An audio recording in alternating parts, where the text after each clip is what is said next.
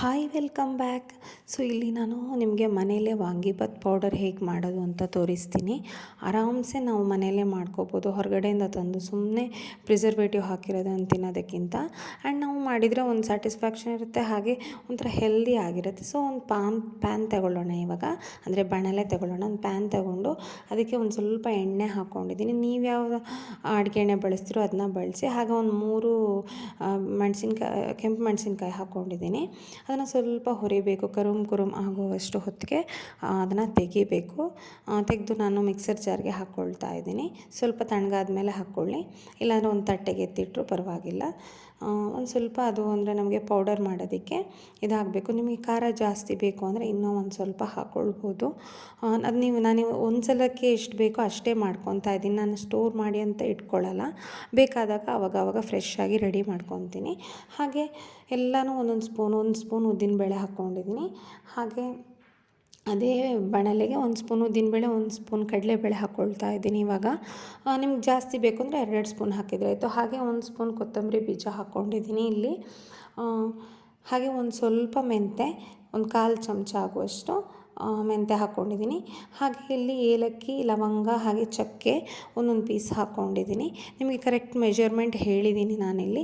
ನಾನೊಂದು 2-3 ಜನಕ್ಕೆ ಮಾಡುವಷ್ಟು 2-3 ಜನಕ್ಕೆ ಮಾಡುವಷ್ಟು ನಾನು, ಅಂದರೆ ಒಂದು ಸಲ ನಾವು ಮಾಡುವಷ್ಟು. ಆ್ಯಂಡ್ ಹಾಗೆ ಪಾಪಿ ಸೀಡ್ಸ್ ಇದ್ದರೆ ಹಾಕ್ಕೊಳ್ಬೋದು. ನನ್ನ ಹತ್ರ ಇರಲಿಲ್ಲ. ಹಾಗೆ ಒಂದು ಸ್ವಲ್ಪ ಒಣ ಕೊಬ್ಬರಿ, 1-2 ಸ್ಪೂನ್ ತುರ್ಕೊಂಡಿರೋದು ಹಾಕ್ಕೊಂಡಿದ್ದೀನಿ ನಾನಿಲ್ಲಿ.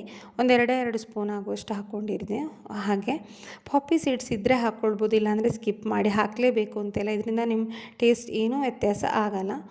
ಫ್ರೆಶ್ಶಾಗಿ ನಾವು ನೀಟಾಗಿ ಮನೇಲಿ ಮಾಡ್ಕೊಂಡಿರೋದೇ ಇದಾಗುತ್ತೆ. ಸೊ ಇದನ್ನು ಸ್ವಲ್ಪ ಕೆಂಪಗಾಗೋವರೆಗೆ, ಕುರುಮ್ ಆಗೋವರೆಗೂ, ಒಂದು ಸ್ವಲ್ಪ ಕ್ರಿಸ್ಪಿ ಆಗೋವರೆಗೂ ಹುರ್ಕೋಬೇಕು. ಮತ್ತೆ ಬಾಣಲೆಗೆ ಎಣ್ಣೆ ಹಾಕ್ಕೊಳ್ಳೋದು ಬೇಡ, ನಾವು ಆಲ್ರೆಡಿ ಮೆಣಸು ಹುರಿಯೋಕ್ಕೆ ಅಂತ ಹಾಕಿದ್ದೀವಲ್ಲ, ಅದರದ್ದೇ ಸ್ವಲ್ಪ ಇರುತ್ತೆ.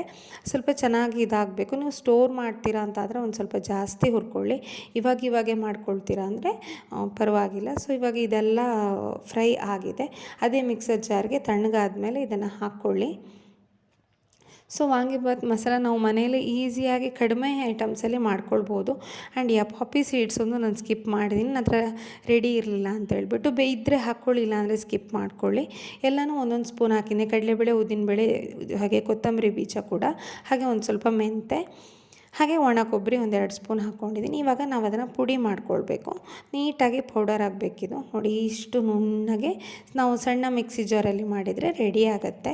ಹಾಗೆ ನಾನು ಅದರಲ್ಲಿ ವಾಂಗಿಬಾತ್ ರೆಸಿಪಿ ಇದು ಮಾಡಿಲ್ಲ. ಬದನೆಕಾಯಿ ಇದ್ದರೆ ಅದನ್ನು ಕಟ್ ಮಾಡಿಕೊಂಡು ನಾವು ಒಗ್ಗರಣೆ ಎಲ್ಲ ಇಟ್ಕೊಂಡು ಅನ್ನ ಮಾಡಿಕೊಂಡು ಮಾಡಿದ್ರೆ ಆಯಿತು. ನಿಮಗೆ ಒಂದು ಕ್ಲಿಪ್ ಹಾಕಿದ್ದೀನಿ ಎಂಡಿಗೆ. ಸೂಪರಾಗಿ ಟೇಸ್ಟಿಯಾಗಿ ಬಂದಿದೆ. ನೀವು ಇದನ್ನು ಖಂಡಿತ ಟ್ರೈ ಮಾಡಿ, ನನಗೆ ಕಮೆಂಟ್ ಸೆಕ್ಷನಲ್ಲಿ ತಿಳಿಸಿ ಯಾವ ಥರ ಈ ಥರ ಬಂದಿದೆ ನೋಡಿ. ಸೊ ಹಾಗಿದ್ರೆ ಮುಂದಿನ ಇಂಟ್ರೆಸ್ಟಿಂಗ್ ರೆಸಿಪಿ ಜೊತೆ ನಾನು ನಿಮಗೆ ಸಿಗ್ತೀನಿ. ಸೊ ಅಲ್ಲಿವರೆಗೂ ಟೇಕ್ ಕೇರ್, ಬಾಯ್.